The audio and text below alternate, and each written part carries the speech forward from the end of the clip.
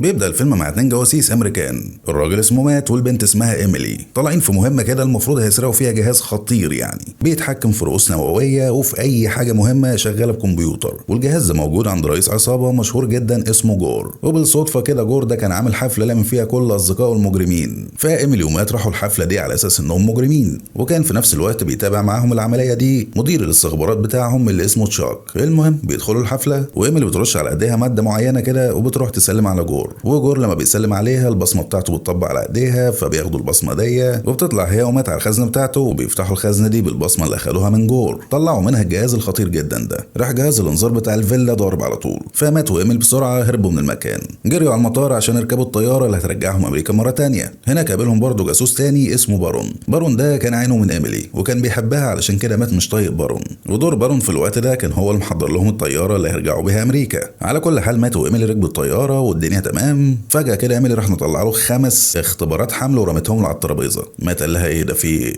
قالت له افرح يا مات هتبقى اب. قال لها ايه ابن مين ده؟ انت بتقول ايه؟ ايميلي قالت له انها عملت 5 اختبارات وكلهم طلعوا انها حامل يعني. فمات مسك اختبار منهم كده يبص عليه. ايميلي قالت له بقول لك ايه، انت ما تعرفش ايه اللي حصل على الاختبار ده، بلاش تمسكه يعني. مات على طول في اللحظه دي قال لها انا معاكي وبقول لك ايه، احنا هنبطل الشغلانه دي ونتفرغ للطفل ده ونربيه. ايميلي قالت له بجد؟ مات قال لها ايوه طبعا انا بحبكم انتوا الاثنين. لكن في اللحظه دي بيتضح ان الصف اللي على الطياره تابع العصابه تانية، وكانوا طمعانين برضه في الجهاز الخطير اللي مع مات. كانوا عاوزين يقتلوهم هما الاثنين وياخدوا منهم الجهاز. فطبعا دارت بينهم خناقه زي الفل. بس يا اخي مات وايميلي مع بعضهم بيعملوا تكتيم حلو قوي، مسكوهم دغدغوهم. بس جه واحد غشيم يعني من الصف ده مسك مسدس وكان عاوز يقتل بيه ايميلي، فمات بسرعه جري عليه وزقه، فالطلقه طلعت جت في الطيار. زي ما انتم عارفين يعني الطيار في الافلام الاكشن ملهوش اهل يسالوا عليه، وبالتالي الطياره فقدت توازنها ونزلوا على جبل جليدي. واثناء ما الطياره كانت بتتحطم والناس بتطير من جواها حصل برضه في نفس الوقت انهيار ثلجي. ده غير ان الطياره كانت نازله على منحدر. فمات في اللحظه دي بسرعه لبس اخر باراشوت لايميلي ووصاها انها تاخد بالها من نفسها ومن الطفل، على اساس يعني ان هو هيضحي بنفسه ويموت وكده علشان هي تعيش. بس ايميلي قالت له بطل افوره وراحت شاده معاها. وبعدها هي فتحت الباراشوت ونزلوا هما الاثنين على الارض زي الفل. ومن وقتها اتفقوا هما الاثنين انهم خلاص هيعيشوا حياه طبيعيه، وهياخدوا حادثه الطياره دي كغطاء ليهم على اساس انهم ماتوا، وهيعملوا بقى هويات جديده وبطايق بدل فائد وكل حاجه. وبعد اليوم ده ب 15 سنه بنلاقي مات وايميلي مخلفين بنت وولد. البنت اسمها اليس والولد اسمه ليو. بيصحوا الصبح يفطروا زي كل يوم، وبيبان على مات وايميلي انهم مش عارفين يربوا العيال ولا يعملوا هاندلنج كده عليهم، لانهم مش خبره في الموضوع ده. بس يعني بيمشوا حالهم على قد ما يقدروا. بيوصلوا من المدرسه وهناك ايميلي بتلمح ايه بقى؟ بنتها بتهزر مع عيل اكبر منها في السن شويه كده عنده الشنب بتاع اعدادي ده عارفينه. طبعا ايميلي ما عجبهاش الكلام ده وشاطت، على عكس مات تماما اللي كان مطريها قوي. ايميلي ما استنتش يعني، رجعت البيت راحت فاتحه اللابتوب بتاع بنتها وعرفت ان بنتها رايحه حفله مع اصحابها بالليل في نفس اليوم ده. وبنتها كانت قايله لها ان هي رايحه تذاكر مع صاحبتها، فادركت طبعا ان بنتها بتشتغلها وبتضحك عليها، وراحت واخده مات جوزها تحت باطها وراحت على الحفله دي. هناك في الحفله دي لقوا بنتهم قاعدين مع شباب اكبر منها في السن وماسكين شويه مشاريب كده غير بريئه. فايميلي ومات طبعا خافوا على بنتهم وراحوا علشان ياخدوها من وسط الشباب دول. ولكن جم 2 منهم كده ما كانوش عاوزين مات وايميلي ياخدوا بنتهم ويمشوا، وقالوا لهم انهم يمشوا ويسيبوا بنتهم معاهم.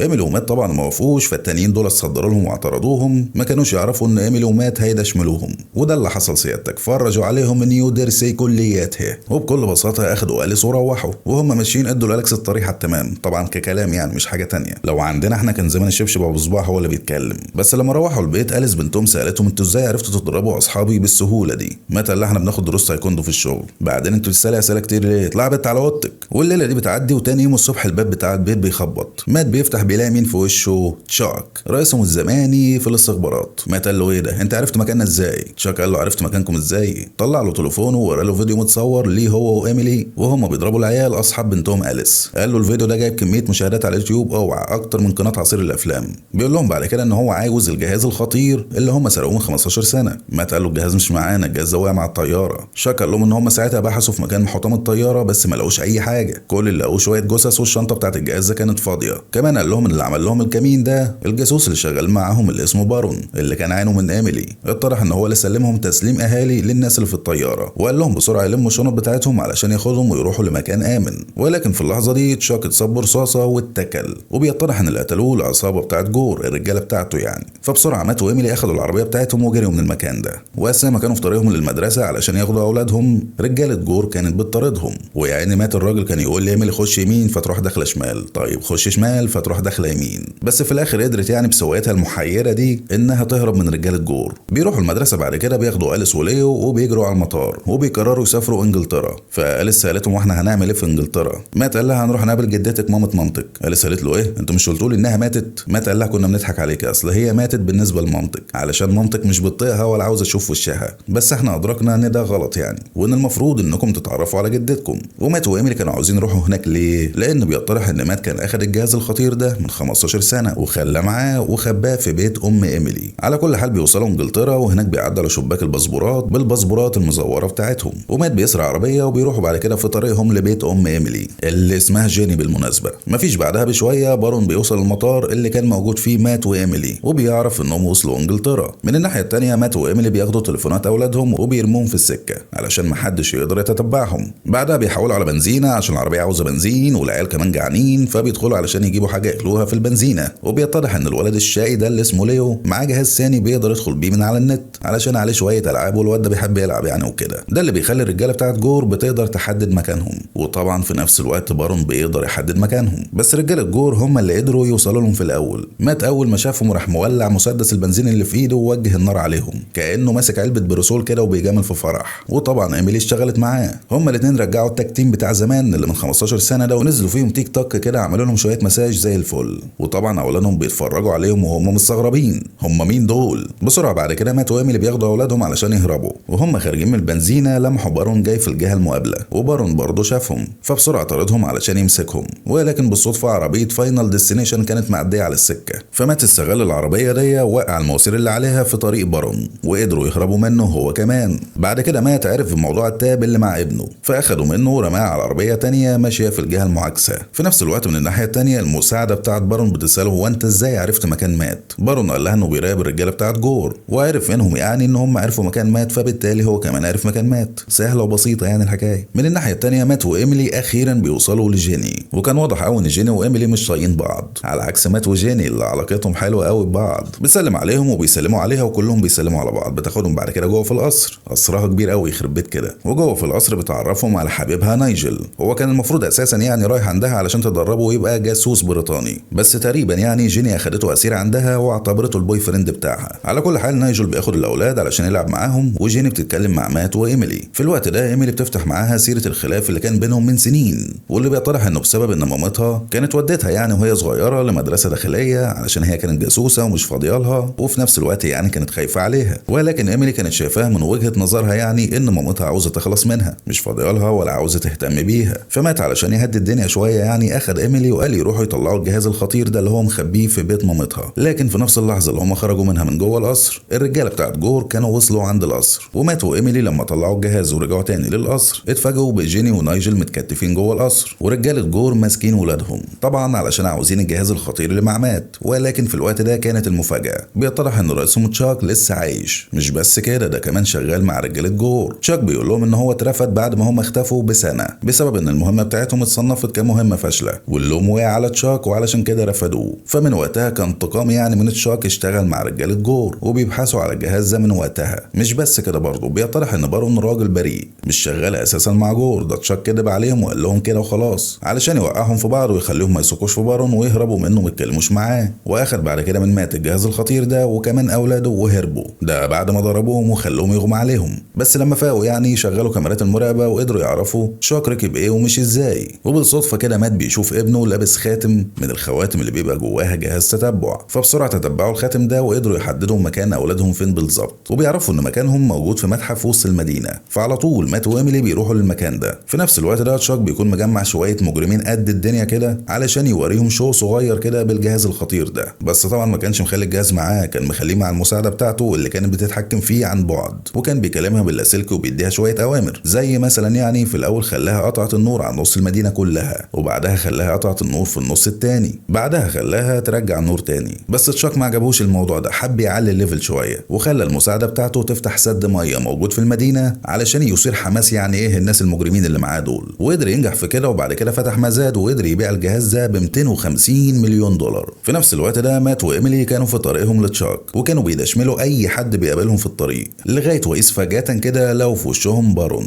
فهم الاثنين اترجوا بارون ان هو ما يبطش عليهم لغايه ما انقذوا اطفالهم، بعد كده يعتقلهم او يعمل فيهم اللي هو عايزه. بارون قال لهم هقبض عليكم لهم ليه؟ هو انتوا عملتوا ايه؟ انا عارف انكم كنتوا عاوزين تسلموا الجهاز للاستخبارات الامريكيه، وده اللي فعلا مات كان ناوي يعمله، كان ناوي يسلمهم الجهاز مقابل الحصانه ليه ولمراته ولاولاده. بارون اخدهم ودخلوا على المكان الموجود فيه تشاك، وتشاك طبعا اول ما شافهم اخد بعضه وهرب، فمات وايميلي جري وراه. اما بارون فقبض على كل المجرمين اللي كانوا موجودين مع تشاك. تشاك بسرعه بيركب على مركب واخد فيها اولاد مات وايميلي وبيحاول يهرب منهم، بس مات وايميلي طبعا بيطاردوه وبيركبوا موتوسيكلات وبيحصل ضرب ومدعكه وتنطيط، وبطريقه ما في الاخر يعني هما الاثنين بيقدروا يركبوا على مركب. في نفس الوقت على الجانب الثاني نايجل خطشيب جيني بيركب عربيته وبيخبط العربيه بتاعه المساعده بتاعه تشاك اللي كانت بتحاول تهرب بالجهاز الخطير ده، اللي ادى انها اغمى عليها. فبسرعه نايجل ركب العربيه جنبها وفتح الجهاز الخطير ده علشان يقفل السد ده مره ثانيه، لكن نايجل ملهوش في الكمبيوتر ففضل يهبط بايده كده وطلع كميه رسائل ايرور بالعبيط. في نفس الوقت ده من الناحيه الثانيه مات وايميلي نطوا على المركب بتاعه تشاك، ضربوا كل الرجاله اللي معاه على المركب ورموهم في الميه. وبنرجع تاني لنايجل اللي بدل ما كان بيهبط بايد واحده بدا يهبط بايدين الاثنين، وتصدق بقى جاب نتيجه. نايجل بالحظ المركز قدر يقفل السد مره ثانيه، فمات وايميلي لما لمحوا السد بيتقفل بسرعه لبسوا اولادهم لايف جاكيت ورموهم في الميه. مسكوا بعد كده تشاك وادوا له الذكر على وشه على السريع ونطوا بعد كده هم كمان في الميه.